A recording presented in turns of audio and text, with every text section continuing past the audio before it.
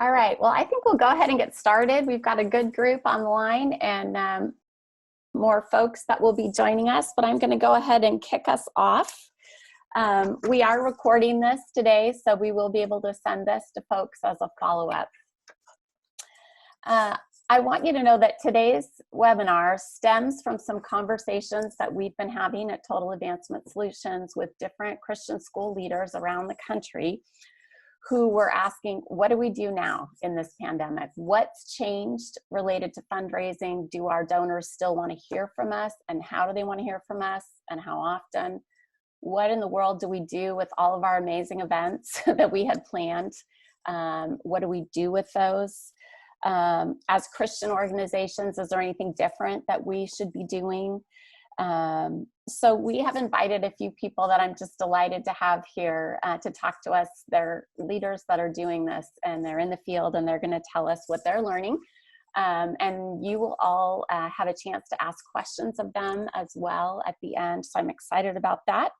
I'm going to let them introduce themselves, but I will start by introducing myself. I'm Jennifer Perot, and I'm a senior generosity strategist with Generis Partners, Total Advancement Solutions, and I have been working with Christian organizations to help them raise resources for ministry for a number of years, and it's a great privilege to be here.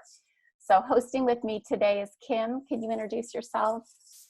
Hi, I'm Kim Jennings, and following some work in set design in the theater and then in public relations, I entered the awesome world of fundraising. I was working at Wheaton College in Illinois, which I loved.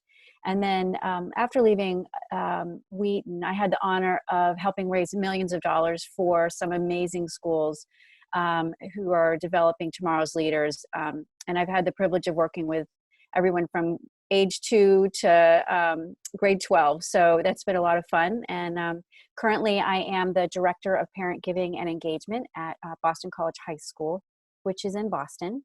And it is a Jesuit Catholic school for 1,400 boys from all over Boston, grades 7 through 12. Great. Julia. Hello, I'm Julia Vinstra. I'm with Des Moines Christian School. I have been with Des Moines Christian School now for over 20 years, and my current position is Director of Advancement. And prior to that, I was in public accounting and also spent several years with a fulfillment company, which gave me great insight to customer service. Des Moines Christian School is located in Des Moines, Iowa, in the center of the United States, and we serve 1,150 students in early education through grade 12. Great. Danny? Hi, my name is Danny Tao. I'm the Director of Development at Boston Trinity Academy. I've been there for about 8 years now. And Boston Trinity Academy is located in the city of Boston. It's a small private Christian school, co-ed, grades 6 through 12. We're pretty small, about 235 students.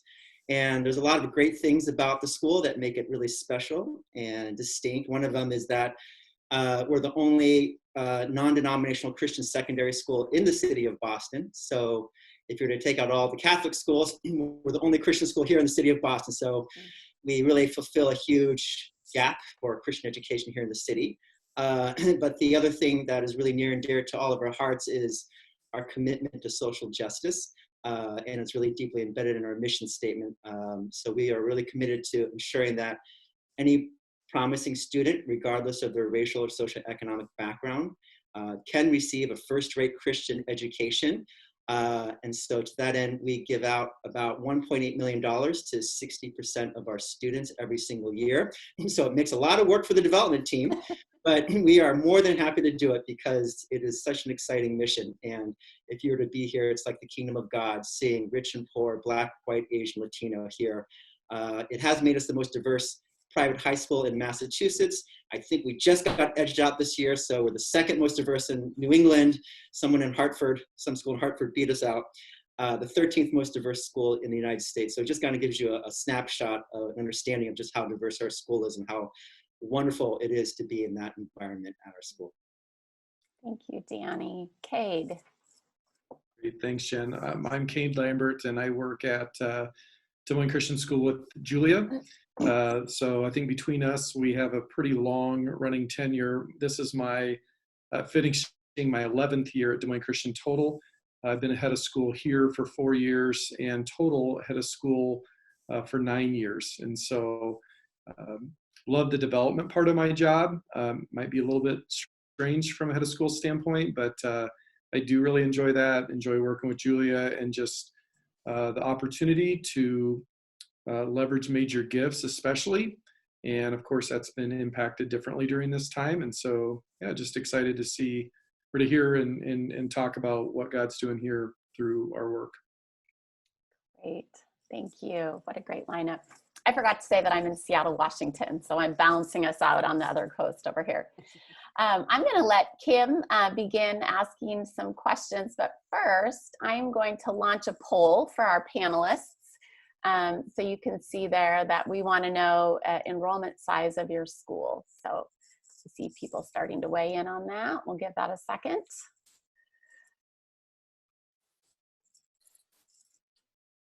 Thank you, folks. Let's get a sense of who's with us today.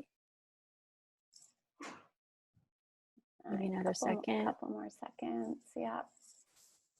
All right.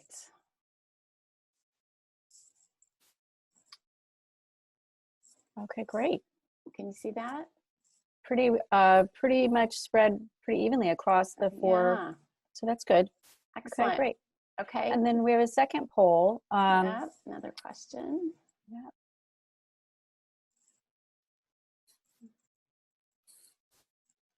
Hold on, polling.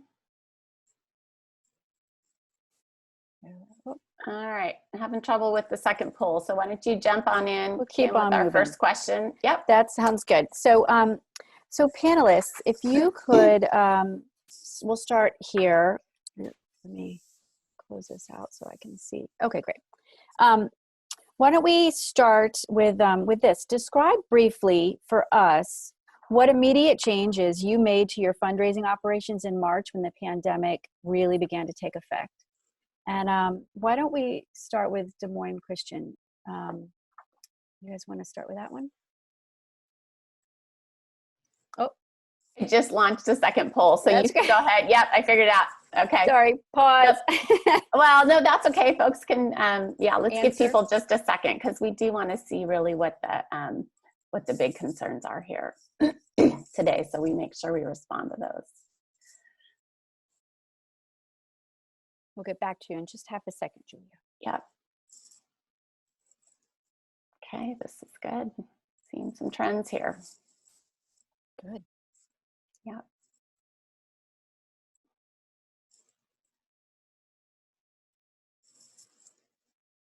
Great.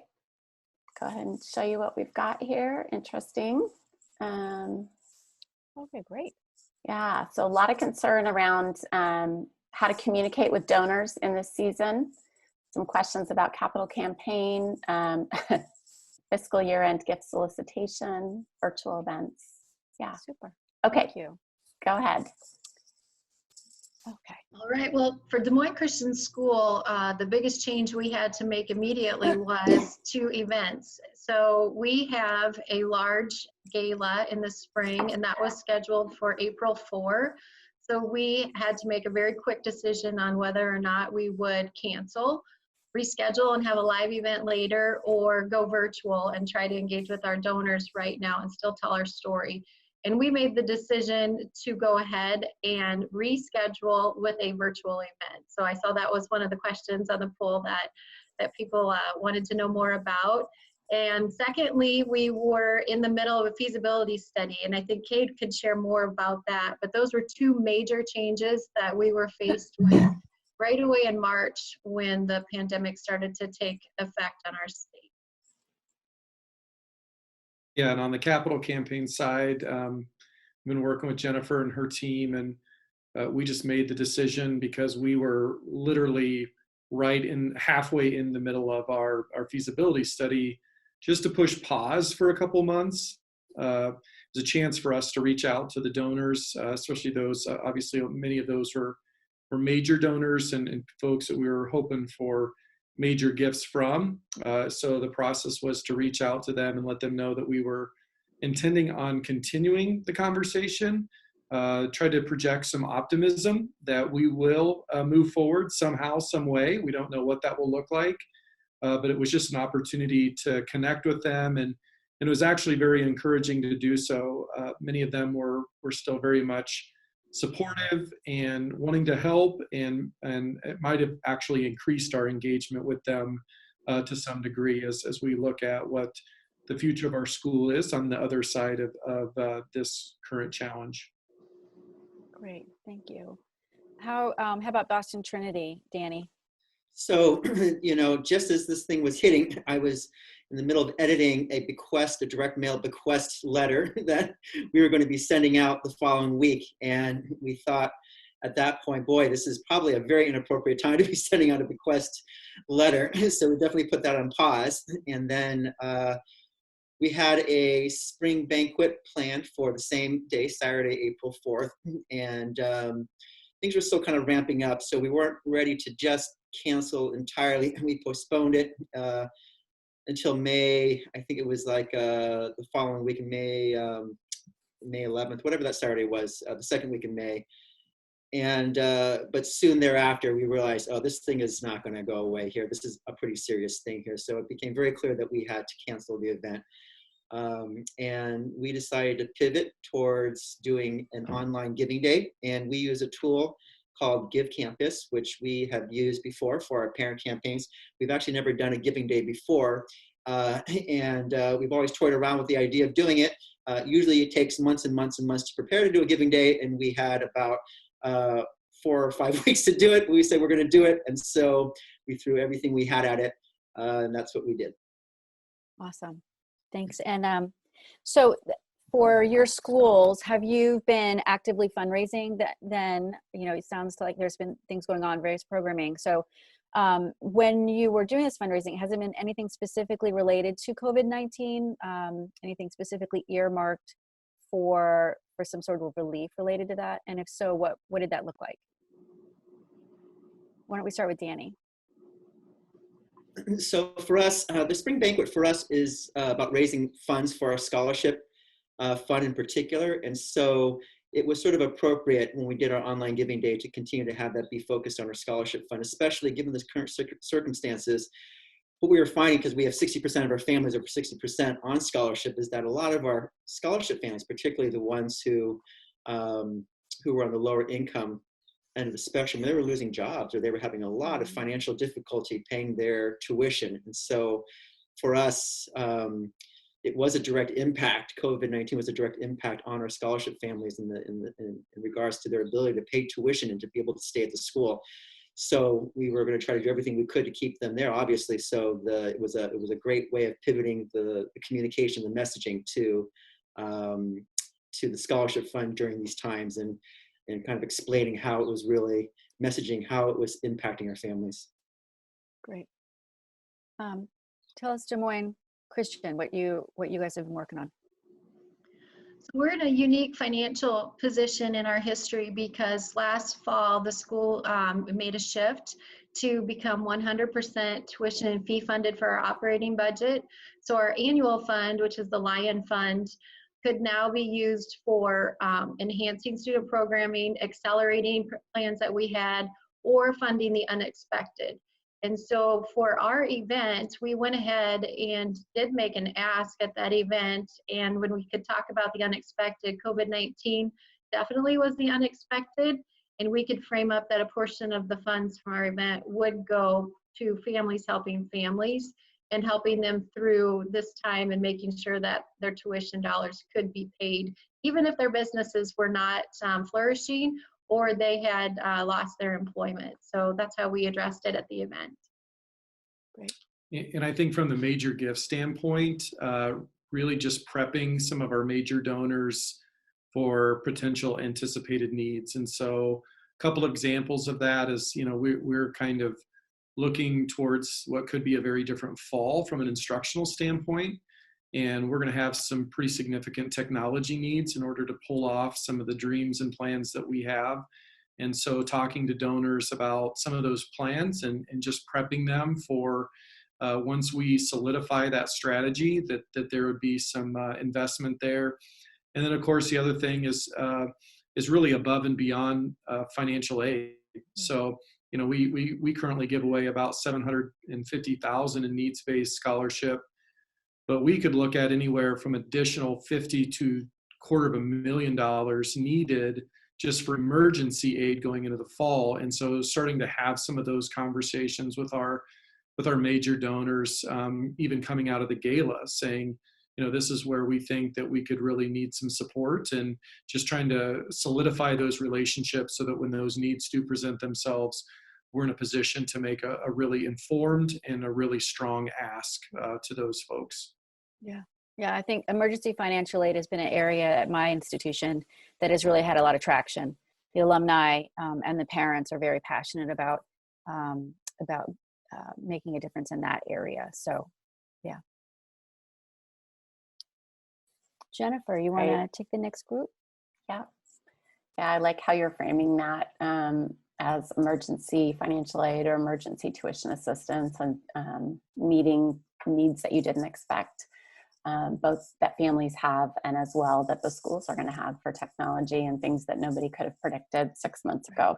So we're also, just to follow up on that, we're going to try to make that financial aid piece separate from our traditional process, because we don't want to necessarily guarantee that moving forward, but really it is an emergency fund to buffer it. We don't necessarily want to wrap that back into a burden on fundraising for now and forevermore. And so even when we distribute those dollars, we want to make sure that that's a very clear difference between what your needs-based award is and then what your emergency COVID impact award is as well. I would echo that. We're doing the same thing. Yeah, I think it's important that it is not wrapped up in the other traditional annual asks that are happening for financial aid. Yeah, really good. Thank you. Let's talk a little bit about events. Both of your schools had spring events that were already planned and part of your expected fundraising revenue for the year. You've mentioned a little bit, but can you go into a little more detail about kind of what the changes were that you made to those events? And then we want to know how those results compared to previous years. Danny, let's start with you. So yeah, like I said before, we pivoted from doing a banquet to doing a giving day, an online giving day using Give Campus. And in terms of numbers, usually our spring banquet, we could only fit 160 people in an auditorium. So it's really reserved for mid to major donors or any new guests that we think would be good to introduce to the school. The trustees are very heavily involved with inviting guests and filling tables and making sure the right people are there. So we went from an event, a physical event with 160 people, to doing an online giving day and sending it to our entire email donor base, and that was about 2,250 people. So we spread it wide. We would normally expect to raise around $150,000 from the banquet. And that would include donations, sponsorships for the event, as well as our silent auction that we run. And we thought, well, looking at the major donors who had not yet made a gift, maybe looking at some donors that we could go back to, thinking maybe, if we cast the net wider with a giving day, maybe $250,000 would be a good goal to shoot for. We just had our giving day last Thursday, May 7th, and we were just completely blown away. We raised over $373,000 during that giving day. So yay! What was really interesting about that giving day is that we were just taking a look. We have to just from Give Campus, they kind of give you a sense when people mark off the affiliations. Sort of how the giving was done. I think probably it's just an approximation because there's a lot of user error in that. But just looking at those percentages, usually we had thought that the vast majority would actually be friends of the school, given that the mission of our school, 60% of our parents being on scholarship. Our parents aren't a major donor base for the school. We're a young school. We're only 18 years old. So our oldest alumni aren't that old. They're in their early 30s. Usually the alumni aren't going to be that big of givers. So we really thought that the vast majority of the actual donors would be friends of the school, but only 30% of the donors were friends of the school. Surprisingly, 28% were parents, even though we had a parent campaign just 2 months earlier. 75% of our parents made a gift, which was great, we thought, and but they still came back and made another gift. 15% of our alumni made a gift. Usually that's about our alumni giving rate, so we'll have to see and dig down to see how many new alumni donors those were. 14% were alumni parents. 12% were faculty and staff. We actually are in this amazing, enviable position where 100% of our faculty and staff make a gift to the school. And so I thought, they're not going to make another gift. They're already making a gift, but 12% made a gift. And this was the most surprising. We weren't even targeting our students. And we didn't email our students. We purposely did not email our students. And they were just looking at things on social media. And 5%, we had about 300 donors. So 5%, 15 of our donors or so were students. And that was really surprising. And I think one of the lessons we learned is that, this is a terrible situation that we're in. It's an awful, awful crisis that's unprecedented. But there's also an amazing opportunity here because a lot of people are really struggling to figure out how they can help out in a really tangible way because they just see this huge crisis and they feel out of control, and what can I help out with? I want to figure out how I can help out with it. And so giving them a cause that they can really believe in really was so effective because everyone really wanted to be a part of the solution. And so we saw that across the board on all our constituent groups. So I couldn't be more prouder of our school and our community. Excellent. Thank you, Danny. Des Moines Christian, tell us about how you pivoted your spring event. Sure. So the first question we had to ask ourselves was, why are we even having the event? And our event is to be a celebration of our mission and heavy focus on our students and our alumni success. And we knew that had not changed. We still had stories that we wanted to share. And then secondly, because of our financial situation, we knew that even if we raised $1, it would be successful because we didn't need those dollars to pay for operating expenses. So that helped us decide that we needed to move forward. And we also knew that our families were basically a shelter in place. They were looking for engagement, and we had a captive audience because everyone was going to be home on Saturday night. So using that information, we went ahead and modified and totally changed our program, of course, for the evening. We had a silent auction and a live auction planned. We scrapped the live auction, put everything into silent auction using a software, OneCause. It used to be BidPal. And we launched that on Monday, which was fun for our families. So for an entire week, we watched bidding take place. That wasn't normal for us. We normally launched our auction the day of the event. So it was fun. It was fun to watch that engagement happen.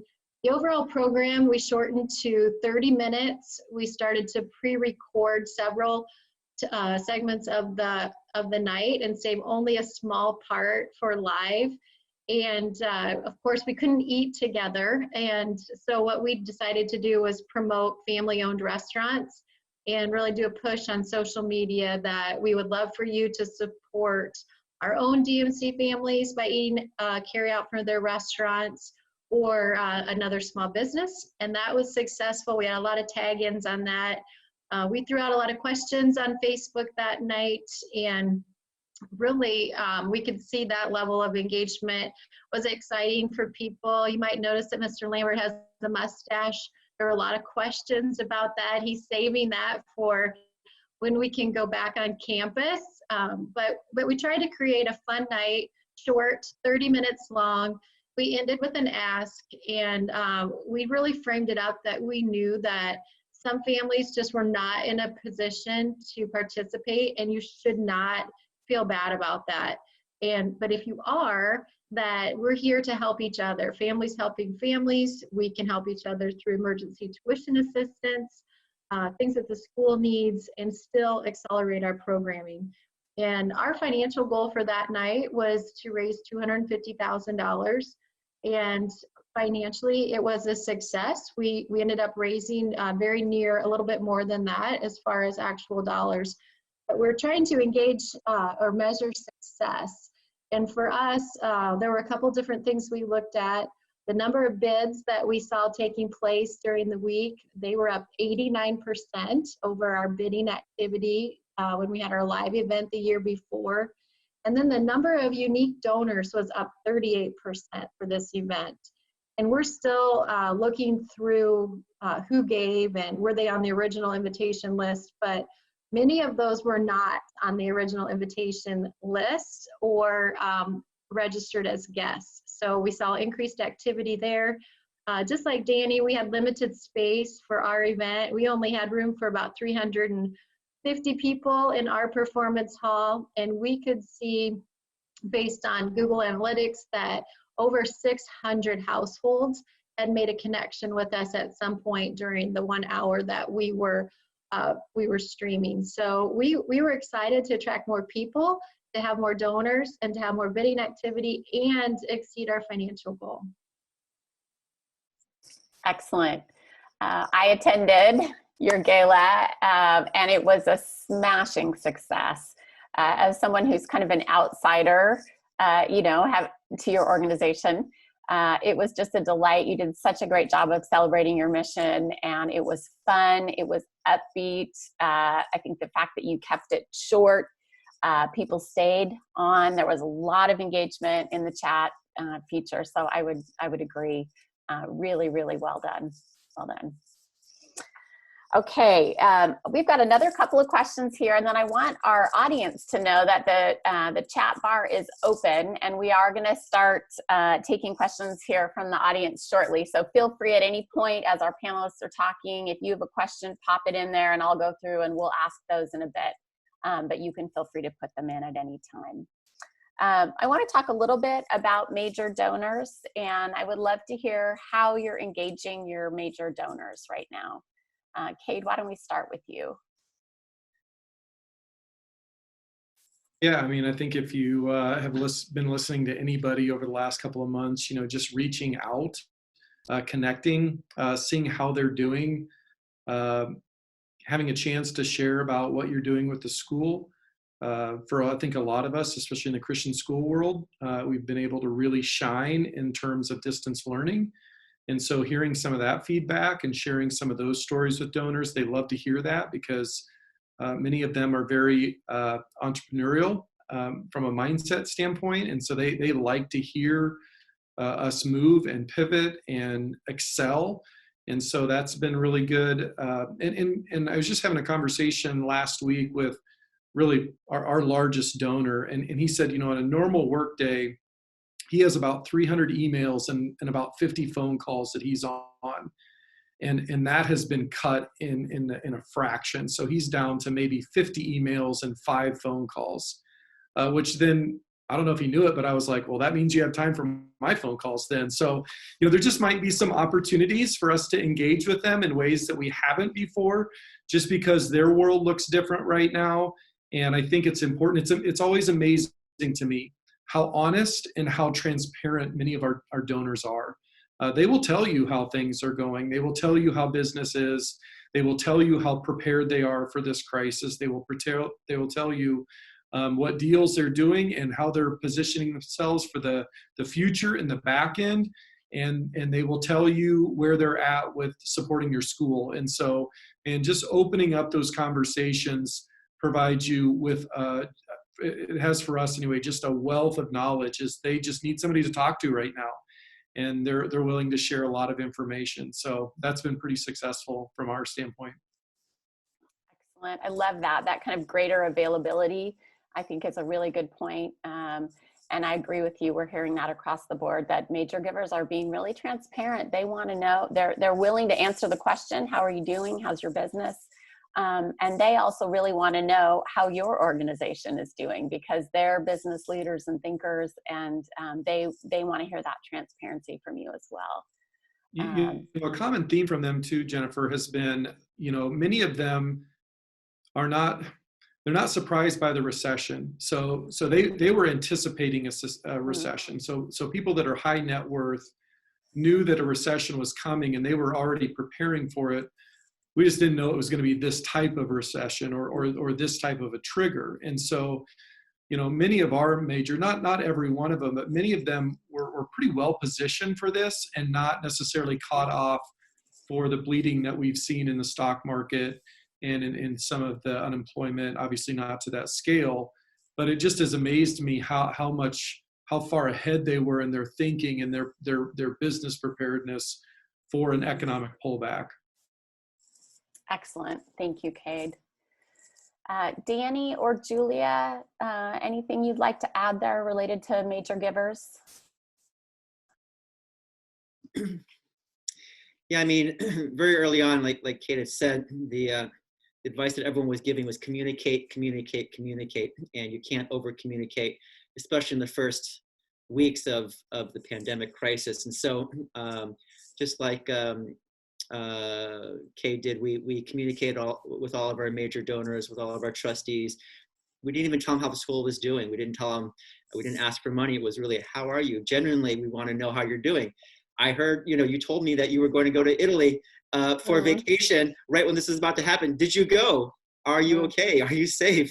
You were going to go to China. Did you go? Those were the conversations we were having with people.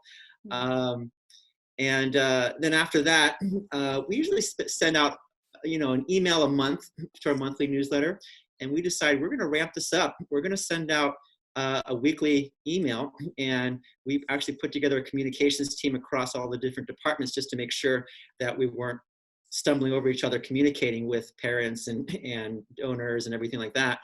And we parceled out the communication, but every single week we were just sharing, this is what's happening, despite the circumstances, despite the struggles that many schools are going through, this is what we're doing. And we really shared all the great news, and I'm really just proud of our faculty for how they were able to transition to remote learning and keep pretty much a similar school schedule and do it in an appropriate way of having not too much screen time, but enough screen time and enough structure for our students. So we really wanted to share that with all of our donors.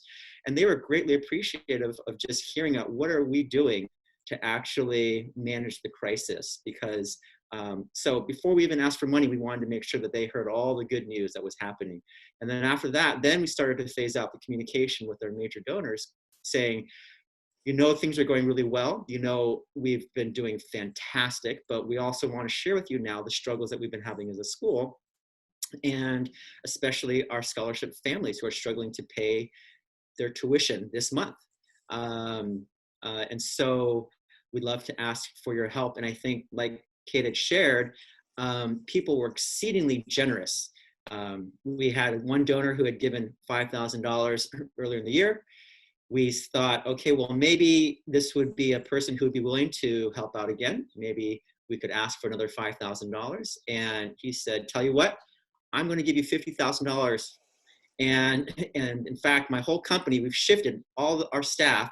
We're just figuring out how we can give away millions of dollars right now, because all of our the causes that we really care about are struggling, and we've decided to shift our focus instead of our business, but to shift it to philanthropy right now.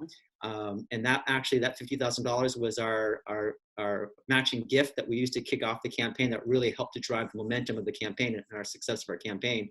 And so, I think just communicating is so important right now. Yeah. So good. Thank you, Danny. Boy, that's a great story. Don't we all want to find those givers? Kim, I'm going to hand it back over to you. Let's talk about annual giving. Yes, to take off what Danny was saying, I think that annual giving is also very much benefited by good and constant communication. And so it's important that we are reaching out to all of our donors. And I encourage, even if you haven't had a lot of time on the phones, just pick up the phone and call just even 3 people that you haven't spoken with yet, just to touch base and see how they are. And it will feel good because you'll feel like you're touching base with your folks and finding out how they're doing, but it also will help a lot when it comes time for the solicitation phase. So that's important. So specifically, let's talk a little bit about our spring solicitation cycle and the fiscal year end, how it is that we're going to be reaching out to more or less the masses as opposed to the one-on-one direct conversations for major gifts. So let's start this question. How are you changing, and in what ways are you changing your typical spring solicitation? And in particular, the methods, your messaging, perhaps, and the timing that might be different from previous years. So let's start with Des Moines Christian. Julia, do you want to start with that? Our major spring solicitation was our event, so we didn't really have any others that we were planning to do between now and the end of the year. So we've had a heavy focus on communication. Just adding to that, our board, we took our family directory and divided it and had our board members reach out and personally place a phone call to every single family in the school.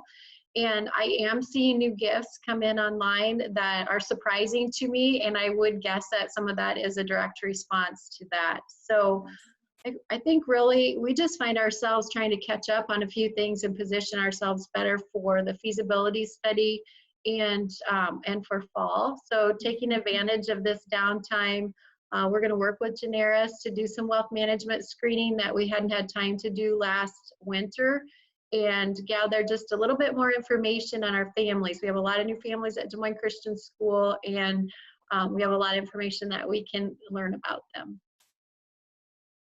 The only thing I would add to that, Kim, is we do a printer's proof each year for our annual report. So we just send out an email that says, hey, you've given to the school in the past. Here are the names that we have ready for our annual report to recognize your gift.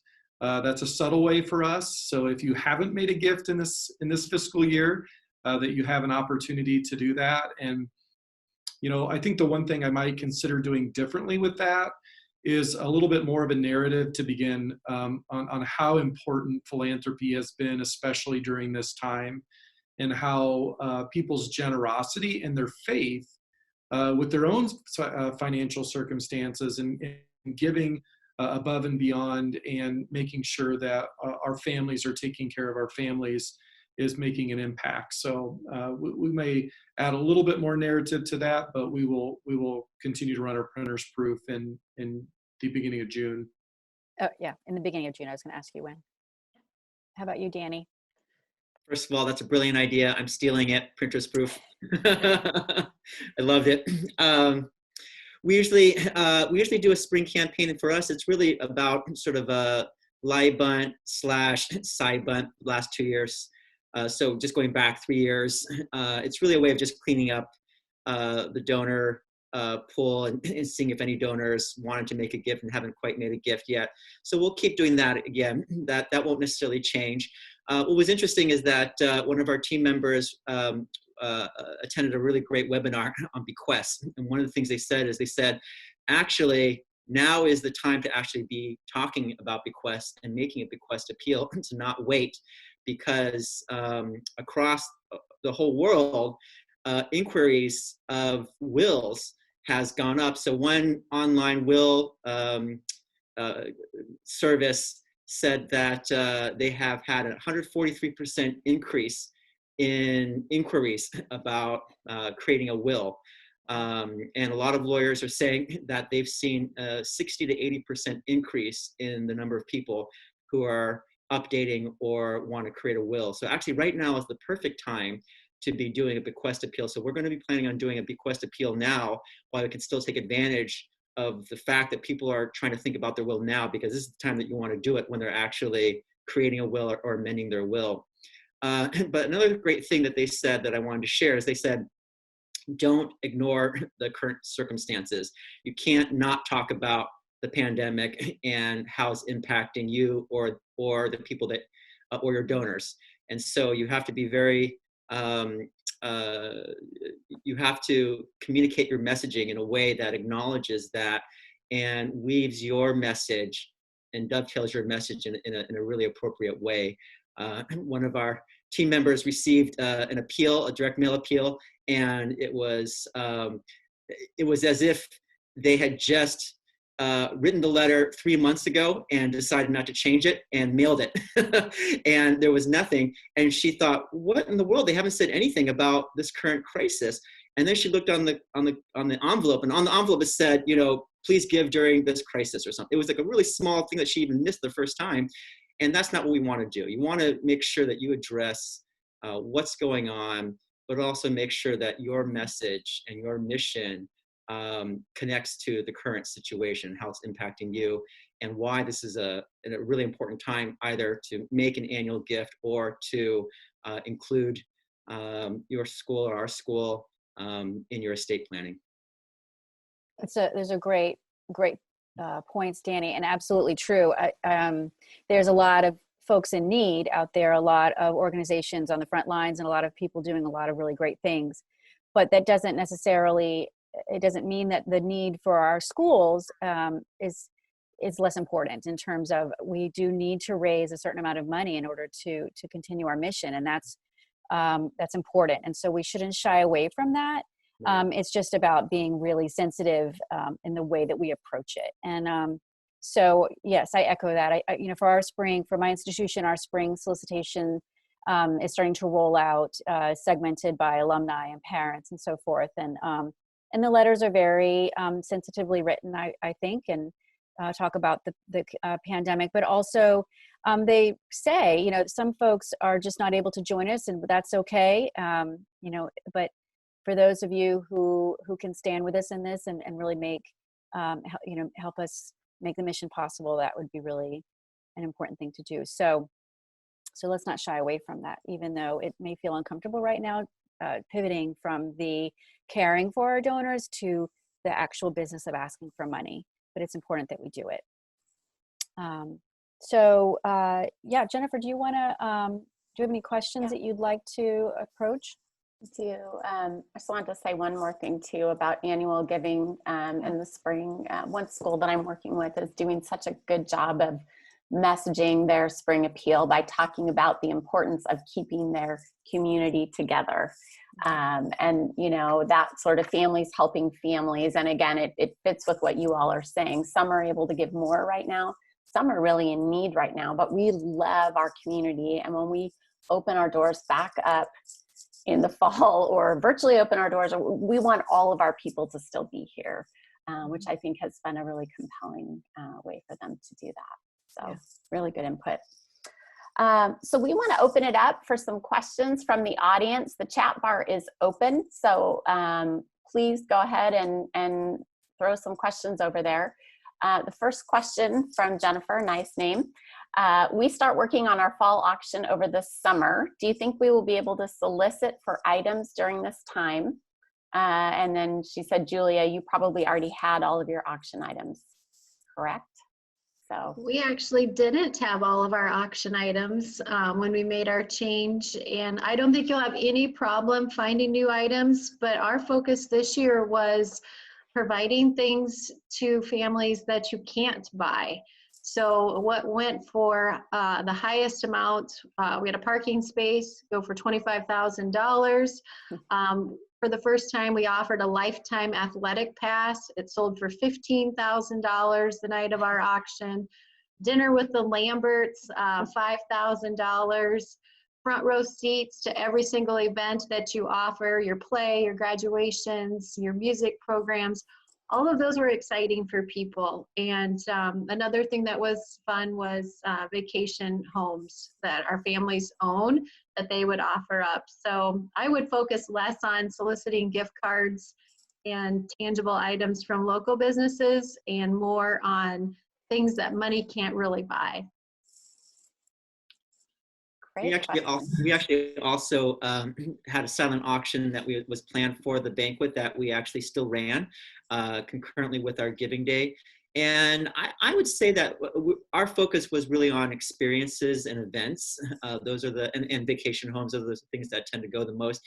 And we just made sure that we had a lot of communication about if for whatever reason this is postponed and this event and you can't, or if it's canceled, we'll refund your money. We wanted to make sure that everyone felt completely at ease that during this time, if for whatever reason the auction item they bought wasn't able to be fulfilled, that they weren't going to be out whatever they bid. And so I think that's just really important during this time to make sure. I think we probably didn't do as well as as if it was an actual event, but we still did enough that we usually raised 20,000 and we raised 15,000. So I think that if we had the event, we would have raised a lot more, but it's still worth doing a silent auction. Really good. Great question and great feedback from both of you. And I love that, Julia, the things that money can't buy, things you can't go to the store and buy right now. And then it's a lot of energy to be trying to hit up businesses that are struggling to ask for a $50 gift card. And so, having your families focus on just some of those really things that are very specific to your community, really important. Yeah. Other questions, please feel free to pop those into the chat bar. As you can see, we've got a wealth of knowledge here from our panelists. While folks are doing that, I'm going to ask all of you, do you normally use volunteers in your fundraising at all? So if you use parents at all as kind of parent agents or peer-to-peer or alumni representative fundraising, has that changed at all this year because of COVID? I can start that if you.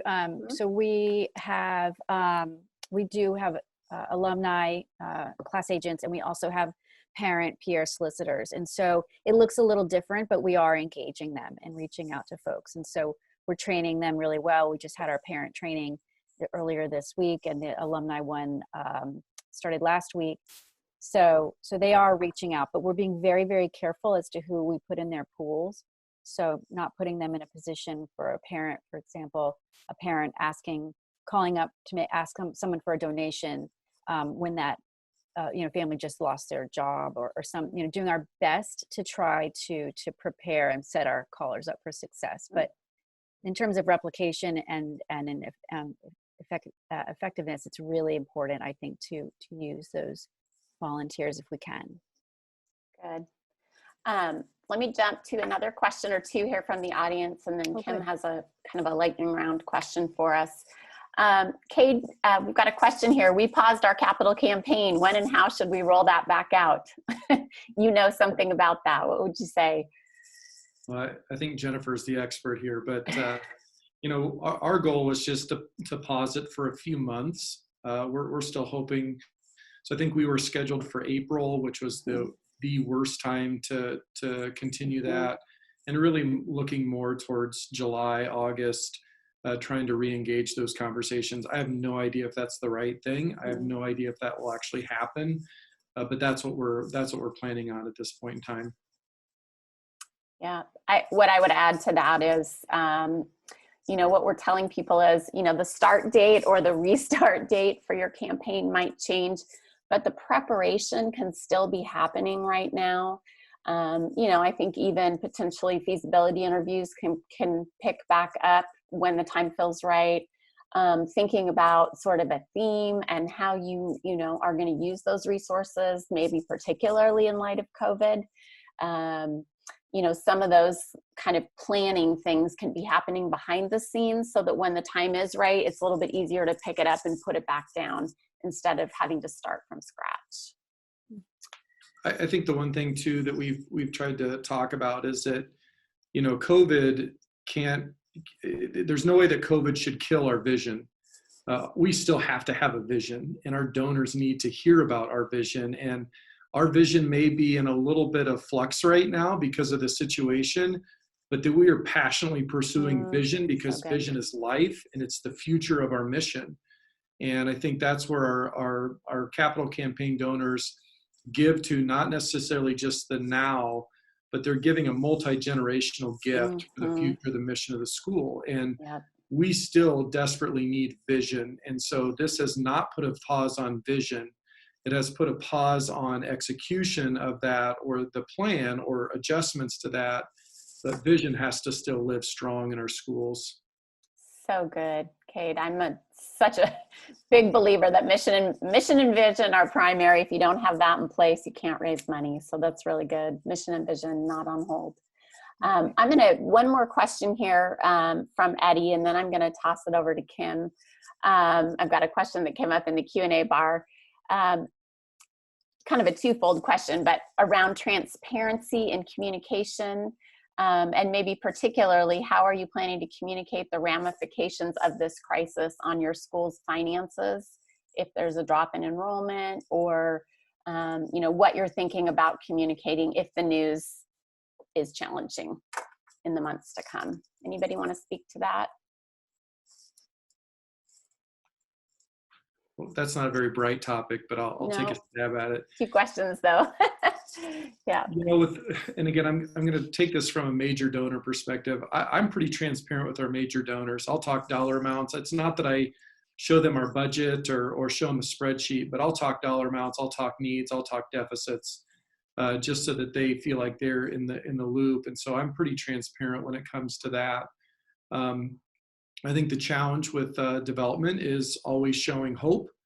And so even when there is things or deficits or drops in enrollment, we have to balance that out by the mission and what's happening, and that there's effectiveness there. And so, I think that's just, we have to carefully craft those messages. I don't like to do those in mass very often. And so I wouldn't do that unless I had to, but certainly in those kind of one-on-one conversations with donors, I'm pretty transparent about where they're at. And many of them just want to hear it. Like they're pretty straight shooters, a lot of them, and they didn't get to where they're at by beating around the bush a lot. And so sometimes just the brutal facts and truth are what are motivating to them as well. Excellent, Cade. Thank you. I'm going to hand the reins over to Kim, who has a good kind of a last question for us before we wrap up. And then I've got a couple good things to tell you at the very end. Go ahead, Kim. So just in this end here, I want to do what we call a one thing round, kind of a lightning round. And just so we'll just do a round robin about what are the one thing. So what is the one thing, we'll just start with Danny and then go around that way. What is the one thing a shop of any size could do right now to help maximize their retention of donors who gave last year but haven't yet this year? I would say communicate, and communicate through many different channels, whether it's calling, texting, emailing, creating videos, social media. You want to just be communicating very frequently right now and very personally, both individually and in mass communications. Great. Mine? I was going to say call and connect and just ask how they're doing, whether it's their family or their business. So same as Danny. Kate, anything to add? I'd just say mission. We're not the financial results school. We're not the growing school. We're not the fundraising school. We are the mission effectiveness school. And so as many stories around that as possible, how your mission has continued. Mission. Excellent. What is the one thing a school could do before school officially ends that would help maximize fundraising efforts among parents before fiscal year end? I'm going to start with Julia on this one. I would say connect with the class of 2020's parents. They are your newest alum parents, and their experience this last 90 days is what they're going to always remember. So reaching out to them and caring about them and just making that connection, I think will pay off over their lifetime. I would say if you haven't planned on doing a campaign, a giving day, a direct mail appeal, you should do something before the fiscal year is over. Right now, like I said before, it's a terrible time, but it's also an opportunity to take advantage of a moment in time where people are looking for ways to help out. And so doing something, even if it's not perfectly executed, as long as it's sincere and sensitively done, I think will be very effective. As a friend of mine just posted on Facebook, he was watching American Idol. He says, American Idol be like karaoke in a dive bar right now. And there's just an expectation that things aren't going to look as pretty and be as great as they normally would be. So don't obsess over perfection, but just focus on mission and message and get something out. And I'm going to be redundant. It's mission, mission, mission. And, you know, telling the stories of how your mission has been effective. I mean, we have all worked tremendously hard to maintain some continuous learning, and we've seen some amazing results from that.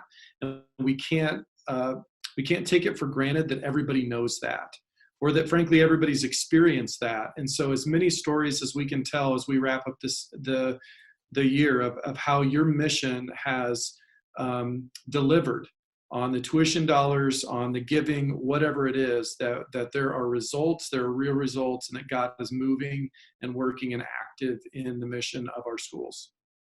Great, thank you. So last one thing that you are taking from this COVID-19 experience that will make your fundraising program stronger in the future. I'm gonna grab that first, Danny. Sure, I think maybe two things. One, the first thing is that it's just really reinforced to me how effective, the most effective way of raising money is really going to come down to a personal conversation with another person, either on the phone or text or email. You just need to contact people. Mass communications only get you so far. It's that personal ask, that personal sharing of stories, that personal sharing of the mission and the vision, like Kate said, that's really important. So, but for us, what was really interesting was just the engagement that our students had with this Giving Day. And it really made us realize how much more we should be doing and even if we're not making direct asks to our students, but really engaging our students, because they're marinating in this culture of philanthropy and generosity and the mission of the school, so that when they graduate, they will be even more hopefully engaged with giving back to the school. Des Moines. I was going to let Kate say mission, mission, mission. No, no, I wanted to just say, try new things. Like Danny said, no one's expecting perfection right now. And it's a great time to try something. If it doesn't work out, you can blame COVID-19. And if it does work out, and you can launch a whole new idea that sticks with you for years. I will transition just so I'm not annoying, but I would say data. So one of the things that's been really helpful, and it's kind of to Danny's point, you know, those conversations and those relationships, but writing that stuff down so that we remember what people are telling us and where they're at. And so, you know, some of those conversations that we had back in October, November, December, and remembering those and understanding where our donors are coming from as we've hit this crisis has allowed us to accelerate some of those conversations, because we just know more information about their situation financially or giving wise. And so having the data and recording that so that we really can enter those conversations a leg up. Awesome. Excellent. Thank you, guys. All right, we're getting ready to wrap up here, and I just want to say a couple things real quickly. First of all, I want to share with you a scripture, and it's 1 Corinthians 3:6. I planted the seed, God watered it. Apollos watered it, but God made it grow. And that really is one of my favorite scriptures when it comes to fundraising, is that we work like it all depends on us, and ultimately we pray like it all depends on God, because it does. And I think every leader on this call would agree that prayer has been probably a very significant part of their journey here during this season. So I just wanted to let you know, lastly, as we're wrapping up, that we would be happy to give you a free consultation call. We'll do that through Generis. If you're interested in that, you see the website there, generis.com advancement. You'll also get an email from us within the next day or two that has a recording of this video. Feel free to send it along to others. We are so grateful that you joined us, and I'm just really grateful to our panelists for sharing their wisdom with us. So grateful. Thank you, Cade. Thank you, Danny. Thank you, Julia. And thank you so much, Kim. And thanks to all of you for joining us.